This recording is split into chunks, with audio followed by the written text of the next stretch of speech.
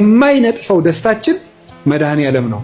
የልቡናችን ደስታ፣ የነፍሳችን ረሃብ፣ ጥጋባችን፣ የልቡናችን ዘውድ፣ የሰውነታችን ትምክት እርሱ ክርስቶስ ነው።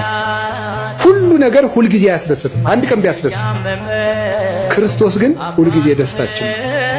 በልብስ ልደሰት ብትል ልብስን ወይ ሰዎች ይወስዱታል፣ ወይም የተሻለ ልብስ አሰፍተው የሚመጡ ሰዎች ያስቀኑና በአንተ ልብስ መደሰት ታቆማል።